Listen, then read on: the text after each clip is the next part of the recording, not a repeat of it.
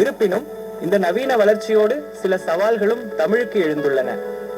பிற மொழி சொற்களை தேவையின்றி தமிழில் கலந்து பேசுவது மற்றும் எழுதுவது மொழியின் தனித்துவத்தை பாதிக்கிறது. குறிப்பாக சமூக ஊடகங்களில் பயன்படுத்தப்படும் சுருக்கமான எழுத்து முறைகள் மற்றும் தங்கிலீஷ் பயன்பாடு இளைய தலைமுறையினரிடையே முறையான தமிழ் எழுத்து நடை குறித்த புரிதலை குறைக்கிறது. இந்த சூழலில் தூய தமிழின் அழகை பேணுவதும் புதிய தொழில்நுட்ப கண்டுபிடிப்புகளுக்கு நிகரான கலை சொற்களை தமிழில் உருவாக்குவதும் நம் ஒவ்வொருவரின் கடமையாகும். மொழியின் தூய்மையை காக்கும் அதே வேளையில் அதன் நவீன முகத்தையும் நாம் சிதையாமல் பார்த்துக் கொள்ள வேண்டும். இன்றைய இளைஞர்கள் டிஜிட்டல் தளங்களை வெறும் பொழுதுபோக்கிற்காக மட்டும் பயன்படுத்தாமல் தமிழின் சிறப்பை பரப்பும் கருவிகளாக மாற்ற வேண்டும்.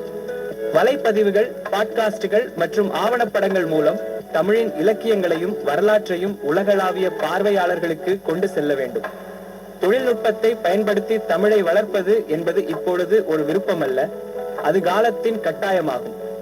நாம் தமிழை எவ்வளவுக்கெவ்வளவு நவீன மையமாக்குகிறோமோ அவ்வளவுக்கெவ்வளவு அது எதிர்கால தலைமுறையினரை சென்றடையும்.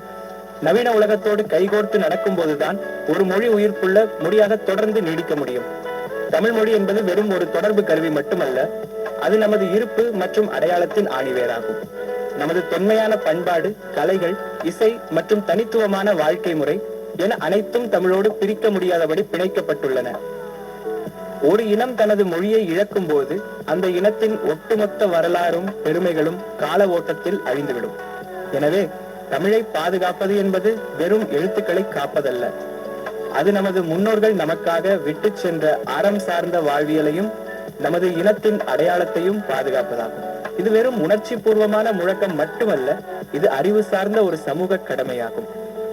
வீடுகளில் குழந்தைகளுடன் தமிழில் பேசுவதே மொழியை காப்பதற்கான அடிப்படை மற்றும் மிக முக்கியமான படி.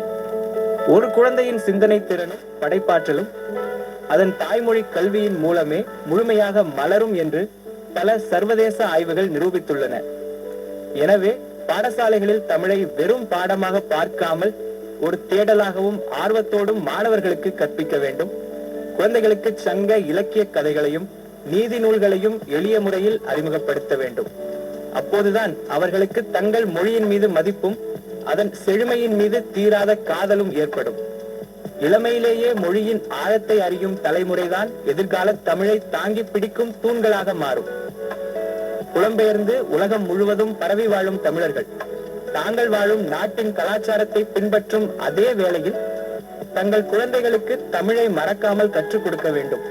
புவியியல் ரீதியாக நாம் பிரிந்து கிடந்தாலும் தமிழை ஒரு பாலமாக பயன்படுத்தி ஒரு வலிமையான உலகளாவிய தமிழ் சமூகத்தை நாம் உருவாக்க முடியும்.